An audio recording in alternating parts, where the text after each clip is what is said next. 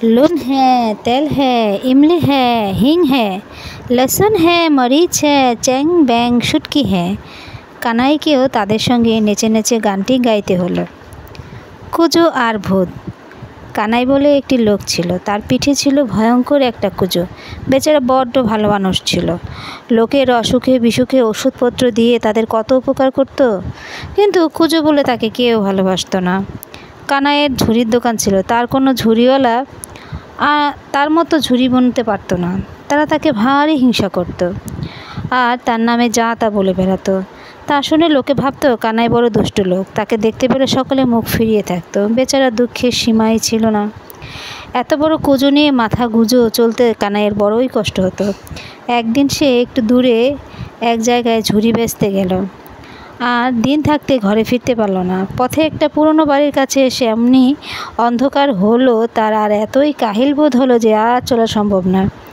সে জায়গাটা ভারী বিশ্রী, লোকের প্রাণান্তেও সে পথে আসতে চায় না, বলে ওটা ভূতের বাড়ি। কিন্তু কানাইয়ের বড্ডই পরিশ্রম হয়েছে, চলবার আর সাধ্য নেই। কাজেই সে সেখানে পথের পাশে একটু না বসে আর কি করে। কতক্ষণ সে এভাবে বসেছিল তার ঠিক নেই। বসে থাকতে থাকতে তার মনে হলো যেন সেই পুরনো বাড়িটার ভেতর থেকে আওয়াজ আসছে, অনেকগুলো গলা মেলে আহা কি সুন্দর সুরেই গাইছে। শুনে কানাইয়ের প্রাণ জুড়িয়ে গেল। সে অবাক হয়ে খালি শুনতেই লাগলো।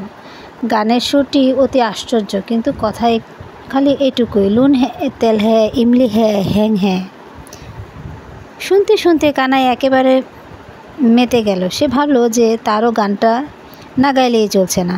কাজে সেও খুব করে গলা ছেড়ে সঙ্গে সঙ্গে ধরল, লুন হ্যাঁ, তেল হ্যাঁ, ইমলি হ্যাঁ, হিং হ্যাঁ। এইটুকু গেয়েই ঝাঁ করে তার বুদ্ধি খুলে গেল। সে আরও উঁচু সরে গেল, লহসুন হ্যাঁ, মরিচ হ্যাঁ, চ্যাং ব্যাং শুটকি হ্যাঁ। কানাই এই কথাগুলো খুব গলা ছেড়ে গিয়েছিল। সে গলার আওয়াজ যে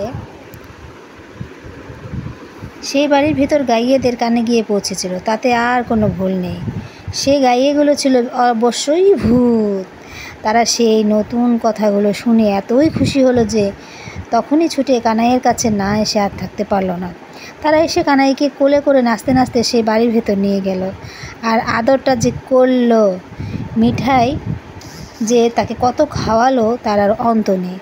তারপর সকলে মিলে নেচে নেচে ঘুরে ঘুরে গাইতে লাগলো, लून है, तेल है, इमली है, हिंग है, लहसुन है, मरीच है, চ্যাং ব্যাং শুটকি है। তখন হঠাৎ তার মনে হলো, আশ্চর্য, আমি কুজো হয়ে চলতে পারি না, আমি আবার নাচলুম কী করে? বলতে বলতেই তার হাতখানি পিঠের দিকে গেল। এ কি, তা সে কুজো আর নেই। একজন ভূত বলল, কি দেখছিস বাপ, ওটা আর ওখানে নেই, ওই দেখ তোর পাশে পড়ে আছে।